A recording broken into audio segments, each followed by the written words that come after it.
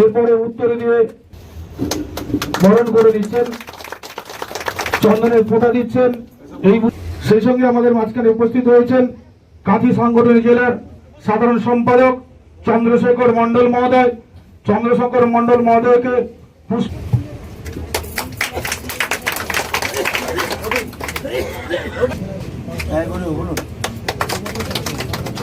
মন্ডলের মন্ডল সভাপতি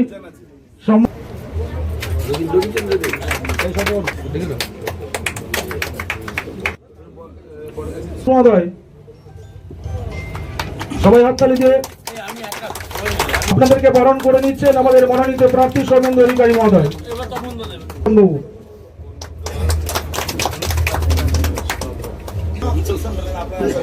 নায়ক বাবু চলে আসুন, চলে আসুন, চলে আসুন। মহাশয় বিরামপুর বুথের বুথ সব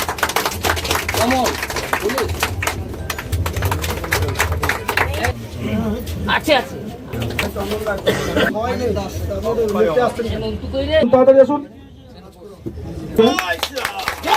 মাধ্যমে সমগ্র রামনগরবাসী এবং বিস্তৃত গোবরাবাসীর আশীর্বাদ চেয়ে নেব।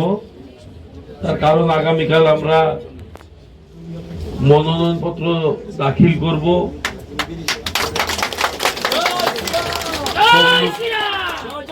তমলুক ডিএম অফিসে। তাই আমি সকল গুরুজনরা যারা আছেন তাদের সকলকে আমার প্রণাম নিবেদন করে আশীর্বাদ প্রার্থনা করব।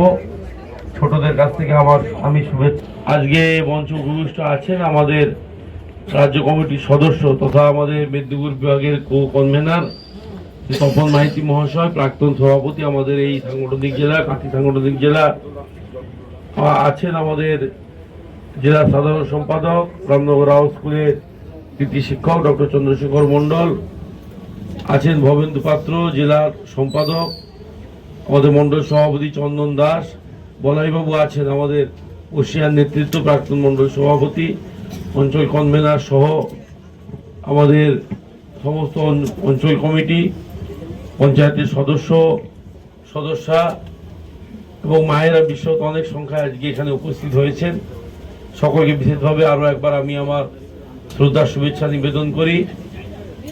আর আপনারা সকলে ইতিমধ্যে অবগত যে 25শে মে কাঁথি লোকসভা কেন্দ্র সহ আরো অনেকগুলি লোকসভা কেন্দ্র পশ্চিমবঙ্গের এবং মোট ভারতের আমাদের দেশের 57টি আসনে নির্বাচন হবে, যা 2টি দফা ইতিমধ্যেই সমাপ্ত হয়েছে। তৃতীয় দফার নির্বাচন আগামী 7 তারিখ এবং ইতিমধ্যেই কান্নাকাটি শুরু হয়ে গেছে।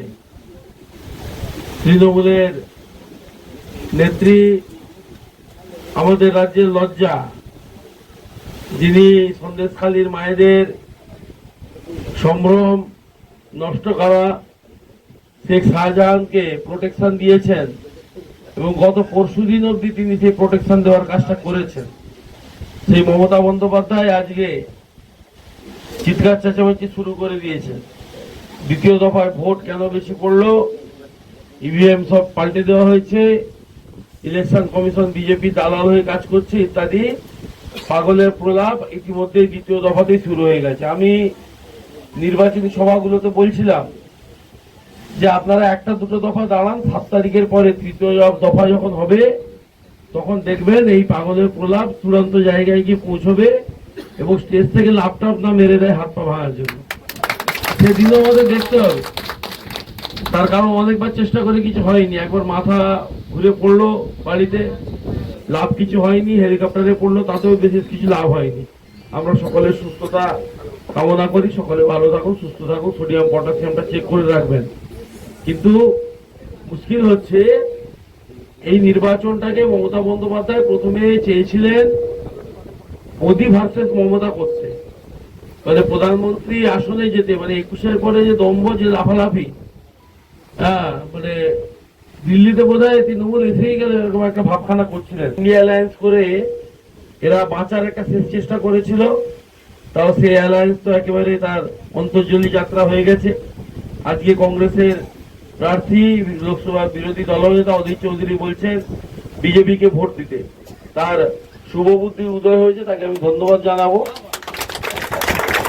আর এইটা করে মমতা বন্দ্যোপাধ্যায় বেঁচে থাকতে চেয়েছিলেন, কিন্তু মুশকিল হচ্ছে নির্বাচনটা এমন একটা মোড় নিয়েছে, এমন একটা টার্ন নিয়েছে, যেখানে মোদিজি ভার্সেস হু, মোদির জি পরিবর্তে কেউ নেই। 26-27টা দল মিলে একটা জোট করার চেষ্টা করেছিল, সুবিধাবাদী জোট। সে জোট করতে করতে দুটো মুখ্যমন্ত্রী আর তৃতীয় মুখ্যমন্ত্রী খালি দিন গুনছেন যে কবে 4ই জুন পেরাবে আর তার জেল যাত্রা হবে।